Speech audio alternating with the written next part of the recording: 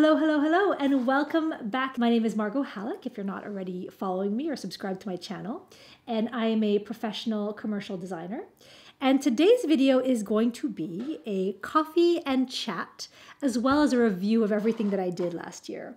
And so I know that a lot of people here on YouTube, a lot of artists do these like sketchbook tours, and I actually did one myself a year ago. But what happened is that last year I just got so busy with projects and I actually just had a second child. So I was pregnant all of last year, not all of last year, but 9 months of last year.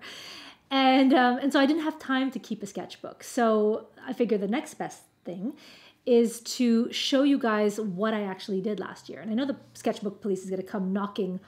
Was my earring falling off? Okay, no. The sketchbook police is going to come knocking on my door and they're going to come arrest me. But yeah, I just didn't have time. So I ended up just doing, regular projects for clients and things like that. And that's what I'm going to be sharing with you today on this video. And while we're at it, I'm going to be here in the chat section right here to answer any questions you have, to chat with you all, and to, honestly, just to get to know you, because there are a lot of people out not out there, here on YouTube that I feel like I'm chatting with constantly in the comments, and I would just love to talk to you in real time.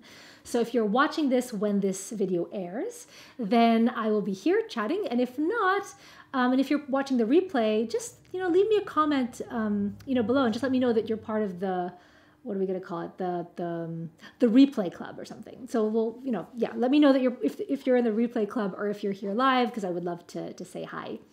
I have my coffee. Make sure you get tea, your coffee, your martini if it's late enough in the day and you don't have to drive. and let's just get started. Okay, so without further ado, let us get started with this. I was going to say unboxing, but it is not an unboxing. So let's pull the lid off. And actually, this is a brand new case that I purchased. I'm going to link it below, which is very helpful for people who are archiving work. If you're an artist and you want place to put things, this is a great kind of storage box that I purchased recently. And I love the dimensions because they work really well with 9x12s. So let me pull this out, and I organized it somewhat by category, I guess you can call it. So the first category is the point brush work. I'm going to push this to the side. So point brush comes first, because that really is the one that with the most artwork. As you can see, I have a lot. Let's pull all this out of the box. Sorry this is taking so long. I hope everyone's having a great day, by the way. I hope you're having a good, what is today? Thursday? Thursday at the day of airing of this video. So hope you're having a good Thursday. So let's start with point brush, and I figured I would start with the collection that was the one that took the most time and that was the most, or that had the most work last year, which was the Waltz of the Flowers collection. And funny story, the reason why I decided to embark on this whole idea of a collection, which also ended up being a collection that I put on a lot of products that I sell on my website. So the reason why I actually started or thought about Waltz of the Flowers is because I wanted to practice floral painting, and it's actually one of the things that I'm not the most proficient at, funny enough. I've always wanted to be really good at it, but it's something that, I have to work a little harder at. And so I figured being able to blend the world of ballet and flowers together was a great way of being able to do the two things that, well, one thing that I really have a ton of experience with, which is the ballerinas, and also get some practice doing the florals in the process. So, oops, okay, let's put that to the side. Okay, so Waltz of the Flowers. So the very first piece leaves much to be desired. It's really not the best thing out there. So I was really just getting my footing with this one. And I would consider these first three, so this one with the magenta flowers, this one with the red flowers, and these anemones, kind of like my warm-ups before starting to get into the good stuff. And it usually takes me a couple of paintings when I'm starting a collection to get, I don't know, like to feel like I have a good handle of my subject matter. So then I decided, these were anemones, and I don't know, these are sort of nondescript flowers, that I was going to try to tackle roses. And roses are really difficult.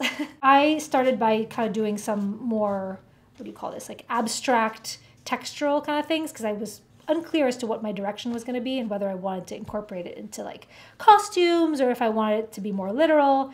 So that was kind of a rose warm-up study. This is half of a rose, and what I typically do with things that I am not super proud of and that I don't really want to keep is I often just cut them and then use the paper, since it's really good quality paper, as just a scrap paper for swatching, for things that I'm doing, or even for tutorials sometimes. If I'm doing like a gradient or something, I want to demonstrate something, then I'll use the back of a good quality paper to do that with. So these I wasn't super proud of. I think that they're, I don't know, they're meh. And then I have this, which also was not super proud of, didn't really love either, just, I don't know. This was okay. And then kind of started doing a little bit bolder in terms of color, color schemes with reds and oranges. And so that one also, I don't know, this might go into the trash pile. What do you think? Do you think this should go into trash and recycling? I think maybe trash and recycling. Let me take a sip of my coffee. This was another one of these sort of warm-up studies, kind of investigating the idea, or not the idea, but wet-on-wet techniques and whether or not that could work for what I wanted to do with these flowers. And I don't know, this is really blobby. Not a fan. This was another one. Ooh, flowers on one side, lemons on the other. And this was the first thing that I felt comfortable enough to be able to share. And these were roses that I did just in time for Valentine's Day. So what I did, what I frequently do, and you'll see this throughout my whole portfolio, is I like to illustrate, not for everything, but for a lot of the more graphic works, I like to illustrate things separately. Leaves separately, roses separately, stems separately, and then later on scanning and bringing it onto the computer and then tweaking it after the fact. And that just makes my workflow a lot faster if I'm trying to get something out by a deadline. And this was something that I wanted to get out by a deadline, which was Valentine's Day. Then I have these, where these kind of unsuccessful, what are these flowers called again? They are called, not violets. The name of them completely escapes me right now. So this was my first take and I really did not like it. And one of the things that was not working with this was the fact that I was using hot press paper, which is usually my go-to, but it was not working for these wet on wet kind of gradations, which looked really yucky. But I did come back to this afterwards and I have a larger, let me pull it from the side, things that weren't able to fit into the box. So this was what was not working. And then eventually I ended up doing this, which I was so much happier with. And, again, illustrating all the pieces separately and bringing it together in a pattern that I'm going to put on the screen right now. And this was another take on those little flowers. So I did two versions, actually. And very often when I'm doing projects or if I'm doing a collection, I kind of get obsessive over something. I'll just do it over and over and over again. Sometimes to my detriment, because sometimes there is such a thing as trying to force something that isn't working. But in this case, it ended up working because I tried it a couple of different ways and I was happy with both. So I ended up releasing both of them in my collection. And then we did this, which was peonies. And I was kind of unsure as to what I wanted to do with peonies. And I tried exploring different styles, I guess you can call it. This is totally different. So more watercolor type styles, and I did not like these at all. They're super blobby. But that's okay, sometimes figuring out what does not work and what you don't like is just as helpful, to be honest, than nailing it every time, because you learn a little bit more about yourself by seeing how you react and how you can overcome things that were a struggle to overcome. So that brought me to here, which is a totally different style from these guys. So these are watercolor, this is gouache, and super flat. And so when I was doing them, I'm like, is this too disjointed for it to actually work? But I don't know, I think, even if it's different mediums, I think they do still speak from the same voice just because they're the same subject matter, right? Okay, so moving on, we have, all right, so these were no's. I did not use any of these, and I still keep them, and I might chop them up to use as, like I said, recycling, and not recycling, but to reuse the back of. Another little thing going on here. Don't know what that is. Aha, and then we have the anemones, which were also in gouache, and I really love these. I mean, I just loved, sometimes like in a collection, I'm like, okay, this one really felt like I nailed it, I guess. It really ended up working, mostly because of the vibrancy of the colors. Then we have the bluebells, and this was another one which was something that I kind of struggled through. You know, I was trying to figure out a way of getting the bluebells to be little dancers that come off the stem, and I don't know, it seemed like a really good idea, but then I felt like it ended up being a little bit clunky. And as you can see, like I'm kind of trying to rework it over and over again, like trying to figure out like a stem, trying to figure out, you know, how those dancers appear, like are they more, not realistic, but you know, how much detail are you showing, how little can you get away with just having a simple kind of blob shape, and is that enough to tell the story of what this actually is? I don't think I really necessarily figured it out yet. See, this was another take at it too. I don't know. Bluebell 1 or Bluebell 2? I think 1. I don't know. Not crazy about either one of them. More studies here for the florals.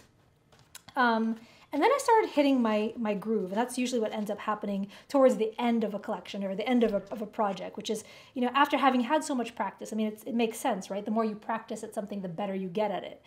And so with the flowers, I started getting much, much better towards the end of it, which is around March or so, where I got this one out, which I really love. This one is with watercolor, and I was really able to get that vibrancy that was escaping me from some of the others. And you can kind of see here, like how you get from here, which is, you know, still a little unripe, and, you know, to something like this, which looks a little bit more, I don't know, finished or presentable, if you will. And then we got to the garden roses, which is, I think it's my favorite one in the collection, with these ballerinas just popping out of these blooms, and I really love this one. And then last pieces, which were too large to fit into my box, were from this collection. This, which was citruses. I don't know if it really necessarily fits into the whole floral or Waltz of the Flowers vibe, but I still loved it. And I started actually working on more coarser paper for this particular project. And you'll see as the year evolves, I start to get more and more into these kind of coarser papers. And then I have, let's see, the Peonies. This is Peonies 2. I called it Peonies 2 because it's sort of a departure. It's like a different take on Peonies 1. And it's like, it's kind of cool because they're so different, and yet it's the same subject. And you can kind of see also, like for people out there who are like, what makes gouache and watercolor different from one another? And I say it's like the graphic kind of flat quality about it, and people often don't know what I'm talking about. It's like, you can see right here, it's like the same subject matter, but the watercolor has like this very airy, bright, transparent kind of quality to it. And then this one, on the other hand, is like super bold and bright and kind of like a graphic poster. And so you can have the same idea, the same collection, the same concept, but have two totally different end results, just depending on, well, what style you do, I guess, but then also the medium that you're using. And so gouache and watercolor. And that pretty much covers it for my Waltz of the Flowers collection from this year. And this was over the course of January through, I want to say like March or April. And then I did, shortly thereafter, I did a couple of butterflies to, I don't want to say to go with it, but it was just, flowers were on my mind and butterflies kind of came next. So I did this set of I did this set of 6 butterflies. I can't count. What is wrong with me? 6 butterflies. Margot needs help with math. Help me. So yeah, so I did these 6 butterflies to go with it. And I actually really want to re-explore this and kind of create like a whole huge range of butterflies, bring them onto the computer and see if I can kind of make this like explosion of butterflies or something. I don't know, but I feel like this idea is ripe for something else. So I'm actually gonna put this to the side so I remember to come back to it. Because otherwise what happens is these things get buried in like my archives, and then sometimes I just never ever think about them again until it's time to uncover them and look at them again. So let's put this to the side and go on to the next collection for Point Brush, which was my Dancing Around the World collection. Okay guys, I'm gonna take another sip of my coffee before we open up and unwrap the second batch. I'm rolling my sleeves up because this one's gonna be, wait, hold on, I picked up the same collection. Oh yeah, so this one's gonna be pretty long too.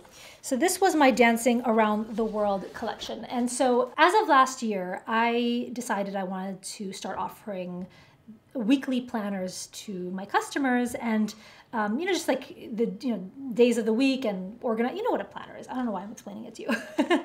But so last year I did a collection called The Greatest Ballets, which was about the 12 greatest classical ballets of all time. And in keeping with the idea of dance and ballet, but I wanted to kind of expand a little bit further, I decided to go with the concept of dancing around the world on this planner, which has one illustration for every one of the 12 months of the year.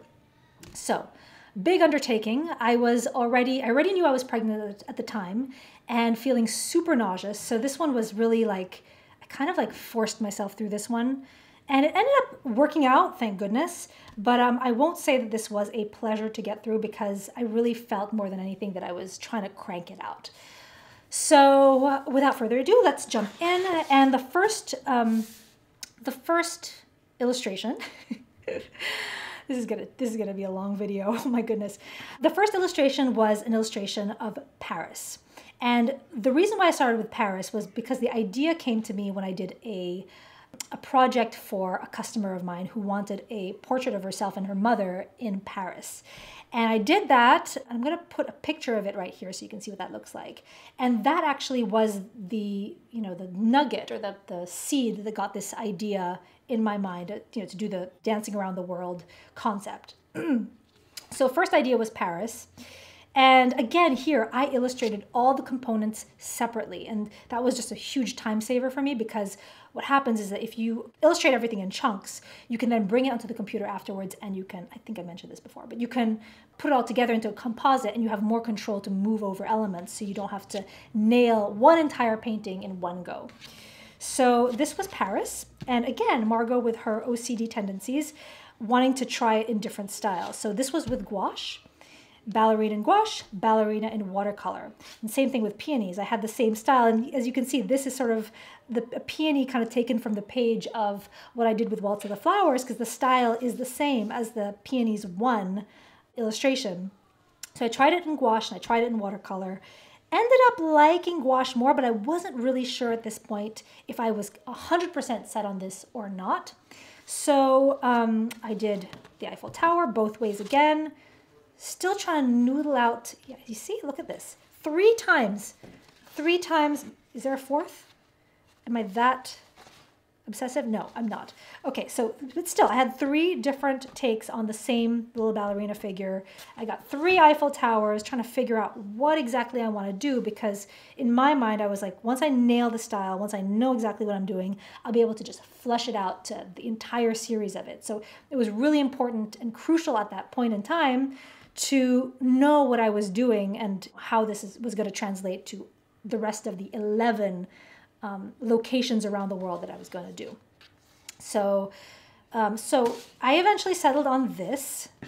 So this is Paris. So we've got Paris, the Notre Dame, Montmartre. And then I have the flowers, and these were composited together. And then I illustrated these extra little details that ended up not being in my final planner. But you never know when you might need some extra little macarons and pastries lying around. So yeah, that's in my archives. And I'll talk to you guys about my archives maybe in another video about how I keep literally everything and how I have a library of everything I've created so that I have, I consider my illustrations to be assets of mine that I can reuse and use in different ways over and over again. And so that's going to be a topic for another video, but just to give you a background as to why sometimes I have little extra things here and there, it's to be able to supply that catalog with more content. Next is Tokyo, or not Tokyo, it's this was Kyoto, actually. So I have gouache again here and watercolor, and I think at this point I was still unsure as to which direction I was going to take in terms of the medium. So, oh gosh, I've got four of them. Look at this. 1, 2, 3, 4, 5. 5. Oh my God. You guys are gonna think I'm crazy. So yeah, I mean, as you can see, there's so many different ways that you can approach something. And if I were to look at each one of these, I feel like there's something that I learned from each one of them. Like in this one, I realized that I like those little pink bushes and trees in the background. And I kind of liked this very light pastel-y colorway. In this one, I realized I loved the cherry blossoms coming down. And I realized in this one that I also needed the sleeves to be more true to your traditional Japanese, what do you call it? Kimono style. And then in these two, these ones are kind of similar. And this one, I was still trying to figure out if I could nail it in one painting. And then I decided that was a bad idea because so much could go wrong with so little time that it was going to take me to complete this whole thing. So then I got to this, which to me felt really dull. And I was just trying to, what was I trying to do here? I'm not sure. The pose wasn't really working, so I switched to another pose. And this one ended up being the final that I used for the planner. So all of these, so eventually all these cherry blossoms made their way onto the tree, and all of these little lily pads were composed on this beautiful lake that all made sense. So this kind of looks like everything's floating in space, but the final piece was not like that. All right, so that is Kyoto, and then here's another little, and I was also trying to figure out the pagoda, and I ended up figuring that the pagoda, having two large elements kind of competing with each other, like large pagoda, large dancer, was going to be too much. So I ended up going with the scaled down, smaller version in the background so that they're not competing with each other for attention. All right, next was, and I hope you guys are enjoying this. I hope this is not too boring because I feel like I'm leafing through this stuff and I'm like, who cares? But, you know, that's what I said I was going to do, so that's what we are doing today. All right, next was Egypt. And so for Egypt, I have this kind of nomadic woman, and I loved working with the textures here. And this is one of them where, actually, from here on out, after those first two, I knew what my style was, and I was going for that flat graphic kind of look. And so everything else became so much easier to execute because I knew and I had a game plan for what I was going to do for the rest. So yeah, so this is Egypt, and I have the Sphinx, the pyramids, a little camel, all that's good stuff. Then we have Rio. Oh, in Rio, I was like playing around. I don't know why I did this, but I was playing around with the idea of having it set within a frame kind of composition instead of what ended up being a more composed, like traditional, I guess, image, a non-decorative frame kind of image. So this was sort of like my trial for that frame idea, which didn't work out.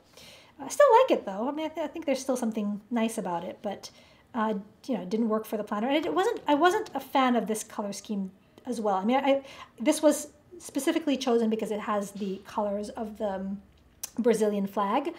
But in terms of the planner and having it be cohesive with everything else, it did not work for me. So let's put this to the side. And then we have, this one is, can you guess? This is Venice. This one I was able to get everything done on one page, which is surprising for me because I usually just distribute it more openly. And then we have Cuba, Havana, Cuba, with my dancer here, the classic cars, just fun stuff. Love this. Okay, then we have Mount Kilimanjaro, and this is Tanzania. And I love this color combination. I really love like these earthy tones, and diversity is super important to me in my art. And that is something that with this planner, and also just generally speaking, I really try to incorporate people of all skin colors, all types, walks of life, because I think it's important to have people feel seen in art, and have people represented. And I hear that all the time, people reaching out to me and saying, hey, my daughter, she saw, one of your paintings that has like a black ballerina in it, and she felt like somebody finally acknowledged it in an art piece. And I'm like, wow, it's nothing for me. I mean, it's not nothing, but it's so obvious, and so I know it means a lot to a lot of people, and it's important to me too. So with that said, this is London, and we have our little dancer with her little Burberry trench coat, and the London bus. And this is really fun because sometimes I feel like getting to do things where I'm working with either clients or illustrating locations from around the world, I get to live vicariously through my subject matter. So even if I'm at home feeling nauseous, 4 or 5 months pregnant, and not able to do most things that I want to do, I feel like just by illustrating this stuff last year, I was able to escape a little bit and travel, even if it's in my own mind, and be able to explore these amazing, amazing places. So yeah, so this is India. And India is actually missing in this folder. I'm missing the Taj Mahal, so you might be wondering where that is. And that was actually illustrated 2 or 3 years ago. So that's not in this particular folder. But you'll see it. I'll put a picture right here, what the final looked like with the Taj Mahal that I did a couple years ago. So as you can see, when I mentioned earlier that I like having assets that I can reuse over and over again, well, the Taj Mahal that I did 3 years ago, I was able to put on this piece, and it worked again for me. So putting your art to work is something that I think is a good practice to get into. I mean, if you want to be a commercial artist, like not everyone wants to do it my way either. That's something to point out. Nothing wrong with doing this as a hobby and for fun and for pure enjoyment. I mean, honestly, we need more joy in the world, right? So next up, I have Sydney, Australia. So Sydney, Australia, with the Royal Opera House, I don't know what this is called, the Needle? Somebody tell me what this is called in the comments, because I don't remember. The bridge, also don't remember the name. Oh my goodness, this is terrible. I should remember all this stuff. And then my dancer and some, again, I don't remember this, what this is called. I was going to say gumnut. Is it gumnut or is it something else? I think it's called gumnut. Branches. And then here is the figure for the next country, which was Stockholm, Sweden. And this was for, obviously, December with the Christmas tree and the really iconic facades of Stockholm. And I like the little dog, little animal. And then the last, I think it's the last one. So this was for, I believe, the 12th month. Yeah, for the 12th month, which was, not 12th, 11th month. So November, so fall, autumn, was New York, because obviously with New York having beautiful autumn season with the reds and the oranges of the trees in Central Park, I figured that Central Park was the perfect location for the November page in my planner. So we have my dancer wearing her yellow sweatshirt, some fall leaves, and then what's this called? The Loop Bridge? Yeah, Infinity. I don't know what this is called. Oh my gosh, Margot, why don't you remember the names of any of these landmarks? Empire State Building, Chrysler Building. I know those. I used to live by them both. So again, this is New York. And then last but not least, a couple of other things that I needed to do for this planner was a cover. So obviously super important to have a cover.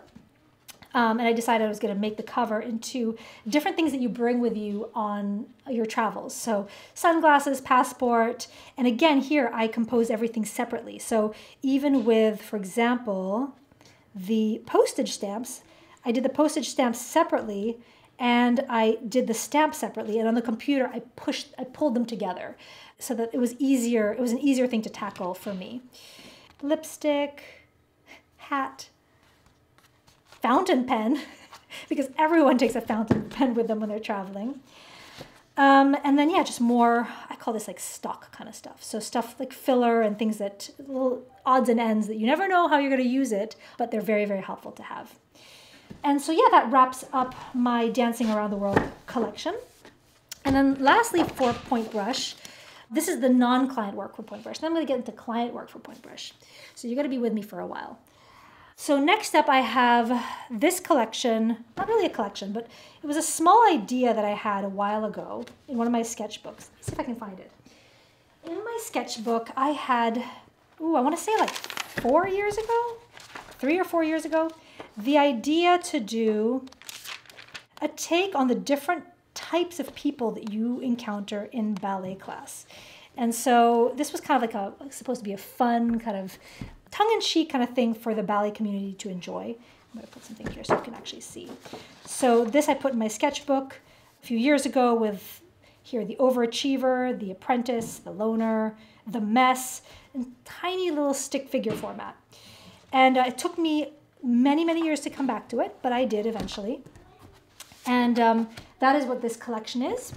This is so much fun. And the response was amazing. And I love being able to interact with all the people that follow me on Instagram and here on YouTube.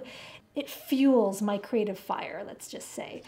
And just being able to hear what you guys think of it and that you're enjoying it and that it makes you happy and it brings a little bit of sunshine into your day, that really means a lot to me. All right, so that was the different people in ballet class. Then we have these two. And if you watch my YouTube channel, if you've been watching, you'll remember these from my Why Not to Paint in Black video. I don't think that's exactly what it's called, but I will link it up here if you want to check it out. And it's all about my reasoning for not ever wanting to use black paint in your watercolors. And so this is how not to do it. This was how to do it. And I ended up liking them both for different reasons. I mean, I clearly love this one. I'm not this one could go into the recycling pile. I would not cry over this one. But this one I actually ended up liking, and I'm gonna hold on to this one.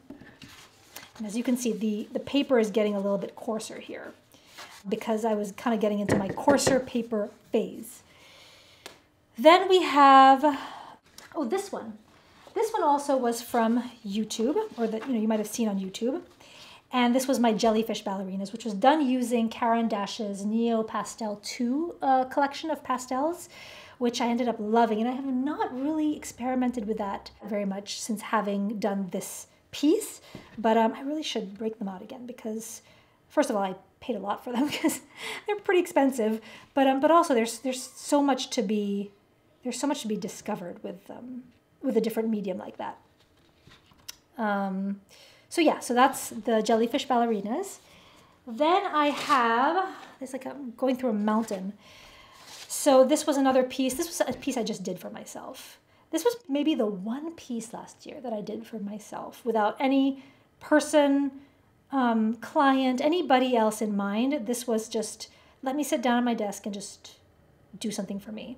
And I love it for that. I mean, this was really, I loved it. I still love it.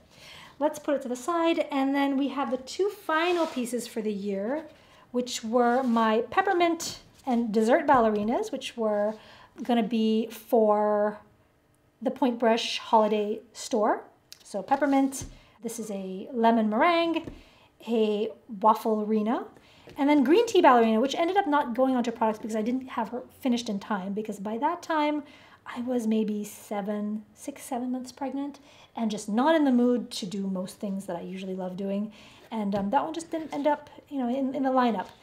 But this one came post-pregnancy, and this was one I did for New Year.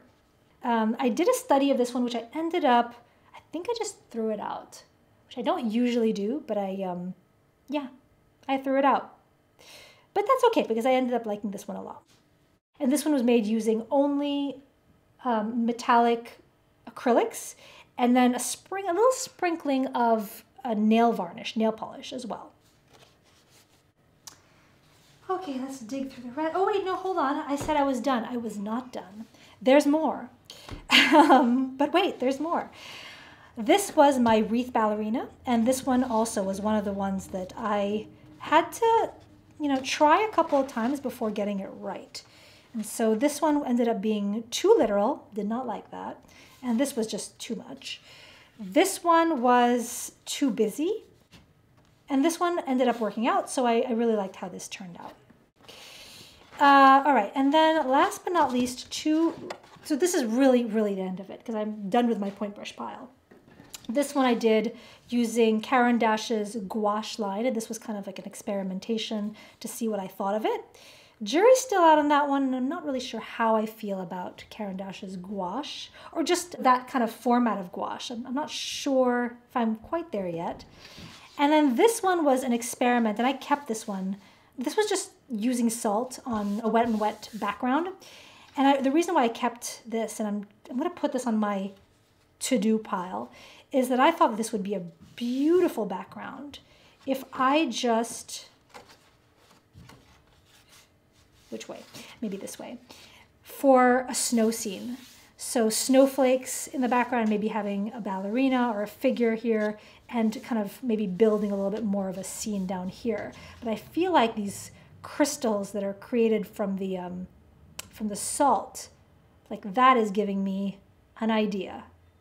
I love getting inspired by little happy surprises, or happy, what is it that Bob Ross used to say? Happy little accidents? I don't know. But this is one of them. Okay, so that is it for point brush. Then we get into point brush clients. Point brush clients, I did not have that many last year, and I'm actually really glad that I didn't, because it was just so busy and I was pregnant, like I said. So I don't feel like I would have had enough time to take on all that many. So first of all, this was a painting done for Ukraine, and I actually did a couple of paintings for Ukraine, 2 of which I auctioned off to be able to donate the funds for the Ukraine relief funds that were going on at the time. So this one I ended up keeping. I didn't feel comfortable with selling this one. I don't know why. I just, maybe I felt like it was kind of incomplete or something, or I feel like it still needs something. Then we have my partnership with Rubia. So I ended up doing a collaboration with a brand of dancewear called Rubia. And so for that, I did a series of different dancers wearing their apparel. So I have, let's see, 3 pages worth of that. And then we were also toying with the idea of a leg emerging from behind a curtain, wearing a Rubia wear leg warmer, which ended up not coming to fruition. But I loved how these came out, because again, for these you can see the diversity, and I think it's a gorgeous, really soft pastel color palette, which I think is very much on brand for them, but also speaks so directly to like the world of ballet and sort of the aesthetics of classical ballet. So all of these dancers are wearing their leg warmers and their skirts and their sweaters and that kind of thing. And again, with this one, I put everything together on the computer and composited it all into a final, which was sold on bags, water bottles, stickers, all sorts of different items that were sold in their stores. So that's Rubia. Then we have these 2 were done for clients in Ireland. This one was for a tack shop that sells lots of horse items. And funny enough, these clients, the client who owns this store and the client who owns this store, are sisters. So for this sister, I did a little graphic for her dancewear store. And then she ended up mentioning me to her sister. And for her, I did these horses also for their store. I don't know if it's being used for a logo or if it's a banner or something, but this was a lot of fun, and both of them were really lovely. And then last but not least, a pair of legs. I'm just joking. So yes, it is a pair of legs, but this was for a holiday card for a client that I worked with last year, who I'm working with again this year, called Freed of London, who are one of the most well-known purveyors of point shoes in the world. And so for them, I did I licensed a pair of ballet legs for them to use in their holiday cards. And because they also manufacture items for the ballroom dancing and jazz scenes, they wanted to have another set of legs with their jazz and ballroom shoes, which is what this is. So together, the ballet one and the jazz one form a pair, which ended up going out in their holiday mailings. Are you tired of me yet? I hope not, because I have more to go. So that was everything from Point Brush in 2022. And now we're going to go into the items from my other business, which is graphic design, weddings, events, and all of the illustrations that I did for that side of the company. Okay, let me pull that part out of the box. Boop. All right, so now we go to non-ballet stuff. And this is probably the stuff that's going to get the YouTube crowd maybe a little bit more excited than the ballet stuff. I don't know, though. I mean, what do you guys think of my ballet stuff? Do you like that stuff? Do you find it, I don't know, like, can you relate to it in some way? Or is it completely unrelatable? Okay, this was for my other business. So for my other business, I do illustrations and watercolors really often that represent venues or locations, and little pieces of spot art that are used throughout stationery, wedding invitations, that kind of thing. So that's what I'm going to take you through now. So first of all, we have these lemons. And these were all used for a wedding invitation. This one was used in a folder kind of situation where the seam of the folder met in the middle, and that's where this beautiful lemon motif was displayed.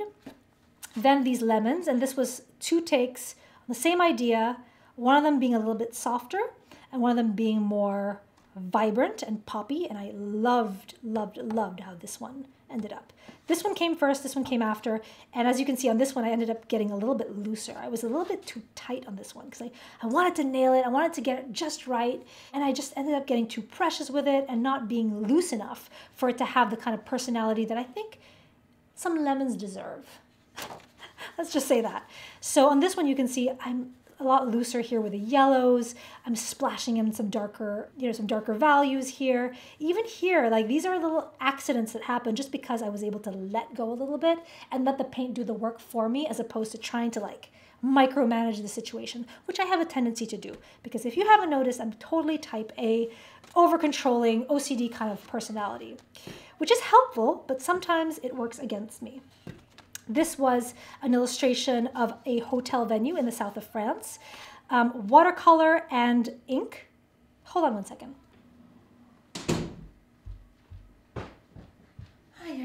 Things are very, very loud in this house. We have a 6-year-old who is yelling in the background. We have a baby crying. If you hear any funny noises, that's because this is, not a hermetically sealed studio. This is real life, and I am a mom as well. So coming back to this is a watercolor illustration with pen added on top for all the detailing. And I love this one. It has a ton of personality, which I really like. And then this was sort of a take on, so the client who saw this wanted grapevines. So as you can see, we get from here to here because I'm just executing what the client wants, which is that same kind of composition, but with a different type of greenery. Then we have illustrations that I did for a hotel in Tuscany, which was so much fun. I cannot tell you how much fun that was to work on. And it's kind of what I said about the dancing around the world thing when I did that collection. I get to work and I get to live vicariously through the subjects of my clients, and I just love that part of my job. I really do. For this one, it was a hotel, so they asked me to do spot illustrations. And spot illustrations, if you don't know what that means, it's just little tiny illustrations that they could use on something like a brochure or a business card, or, for example, if you have like a little menu or a room service card, in a bedroom, they could use little elements like this as they want on those materials. So I did a key, I did hot air balloons, some rosemary, cocktails. Loved doing this because I could not drink during my 9 months of pregnancy, but I was able to stare longingly into my watercolors. Glasses of red wine, bottles. This was from Siena, the town of Siena in Italy. Then I have Pompeii, Naples, Napoli, little sign for the island of Capri. And what I do for this too, just like the rest of it, if I'm doing commercial work or work that's not for myself, I will illustrate things separately and bring them together after the fact. So here I did a map, so I got the groundwork of the map set, and this I can reuse if I ever want to and put different elements on it. So for this client, I wanted to put Pisa, I wanted to put Florence, Rome. What is this? Assisi? I'm not sure. So once I illustrate these, I bring them onto the computer and I can just put them exactly where they need to go, add the text, all that stuff, and that map is good to go. And the great thing is if somebody comes to me and says, hey, I really love that map, but could we move Florence like a little bit more to the right? Or can we add like a little pizza up here instead of Pisa? Can we put that doesn't make any sense. Can we put a pizza in Naples, because Naples is famous for its pizza? Can we put a pizza in Naples instead of a building or something? Then I can super easily swap that out without having to re-illustrate the whole thing and do a whole lot of photoshopping and it being a big pain in my rear. So that is why I do that specifically for clients too. So again, more stock art, I believe these were little items. So this actually ended up being reduced, like 50%, that I ended up putting it somewhere here on the ocean. So it's like puzzle pieces. It's like working with a little puzzle. more elements, trying to do the Colosseum 2 different ways, 2 different colorways. Same thing for Venice. Sometimes if I don't get it on the first try, like it bothers me. I need to come back and do it again because I have like a FOMO or something, like fear of missing out, and I'm feeling like there's something out there that's better than what I did. Except for this, which I love. I love how these trees ended up. I don't know if the camera's picking up beautiful subtleties of color there, which is from Daniel Smith, I believe, which gets that gorgeous, gorgeous granulation that just works really well with certain subject matters. Tiles. And this one was really fun because I illustrated these really large tiles, and I ended up reducing these and making them into a really fun border, which felt very much like something you would see on the Amalfi Coast, which is where this particular event was going to happen, which is why there's that illustration of the coastline. Then we have this, which is Florence, and I don't know why this is only halfway done, and I think it's because I realized about this way in that I was not going to need all this extra artwork, even though it would be fun to complete, and I probably will, just so I can have the full piece. At the time, I was in such a rush, and I needed to get this out the door. And sometimes, you know, especially if you're a professional and you do this for a living, it's like about getting them out. Get them out. I don't have the luxury of finishing this, and if I realize that all I need is this to get my job done, then that's all it's going to be for that month or that year. Then we get to the end of the year, which I did. Actually, no, hold on a second. I have some big pieces on the side. I have to not forget those. So this was another illustration, pen and ink. So watercolor background, and then ink, and I like it. The paper texture being a more textural cold press, a rougher grain, helped me not be so controlling over it. And it's when I try to over-control a situation where things really just backfire on me. This one also, and this one was the hotel in Tuscany, Borgo San Vincenzo. I also really like this one. And this one I was very sparing with the use of pen. So you can see this one has pen throughout the whole thing. And this one I was more selective. I did not want any of the pen here. I just wanted it around here to bring this part into focus and allow the rest of it to be a little bit more dreamy and soft focus effect. That's what you call it. And then lastly, for the rest of the, oh, hold on a second. Yes. For the end of the year, I had a greeting card client. So this was a client that has worked with us every year, and I illustrate their holiday cards for them every year, and I do their cats because they have 7 cats. And so I did a really fun take on the idea of 7 cats making their way out of New York City and going to the countryside. I illustrated all their cats separately. And then I did a sleigh separately. I did woodland animals. I did the reindeer, 1 more cat, a bridge. It looks completely crazy looking at it this way. A signpost, New York City skyscrapers, cobblestones. And then this was the background that it ended up going on. So I had, and I'm going to put a picture of it here as well so you can see what the final piece looks like. And yeah, that is it for the clients. And then I have my rejects here. Wow, we've gone through a lot, guys. We've gone through a lot. And it's crazy because I'm so hard on myself. And I feel like I push myself really hard. And last year, by the end of the year, I was complaining to my husband. I was like, I got nothing done this year because I felt so sick all the time. And I was kind of depressed because I was just not feeling well. And I felt like it was reflecting on my work. And I felt like, I don't know, I was just really, really hard on myself. And something about going through all this stuff just makes me realize how, as artists, we are so hard on ourselves. And like, we're so critical, and we want to do the best that we can, and there's always this inner voice that's going like, it's not enough, it's not enough, it's not enough. And you got to prove yourself, you got to be better, and like you're slacking. And I don't know if you feel that way or if that's just me, but yeah, and my husband's the total opposite. He's like, how can you just not enjoy the fruits of your labor. He's like, you worked hard, enjoy what you have now. And I'm always on to the next thing. Like right now, I'm like, what can I do next month? What can I do by the end of this year? Like, can I outproduce last year? And I don't think that's a good thing. So that's something I need to work on, clearly. So, okay, so these were rejects, things that I was just not, nothing wrong with them. I don't think I'm going to speak that much about them. Lips. What is going on here? I don't know what that is. Some sort of sketch for Rockefeller Center. This was okay.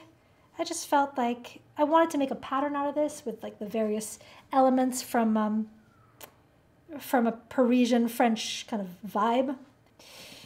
This was a warm-up. I was kind of fond of this at the time. I think it's a little, I could have used, I don't know if it's the paper that I used that was kind of, didn't let the pigments kind of come to the surface and pop, but if maybe the camera's picking it up better than it looks like in real life, but I feel like it looks a little dull.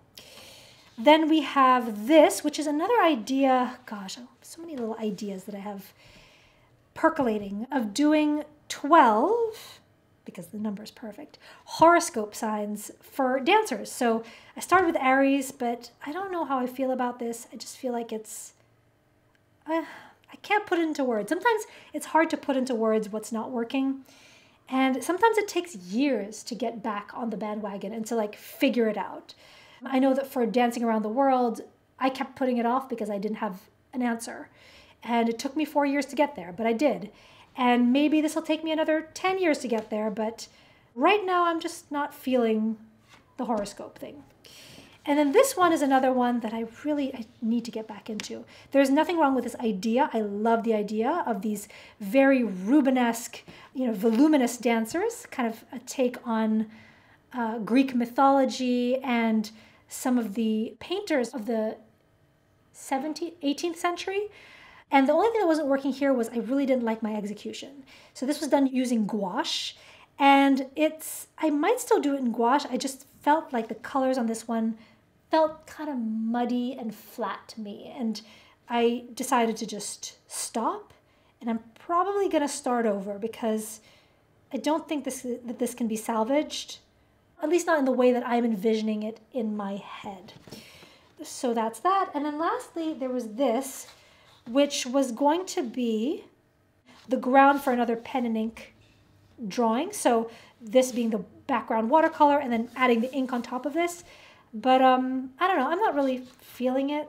I'm not feeling it. So I think I'm just going to recycle this one for the back and use it for swatching since the paper is so nice for this. And I believe that is it. So I hope you enjoyed this video. Don't forget to hit the like button and to subscribe if you liked this video. If you didn't like it, then, I guess don't subscribe and hit the thumbs down button. I can't believe I'm saying this, but yeah, as always, thank you so much for watching. It's been a pleasure, and I will see you next week.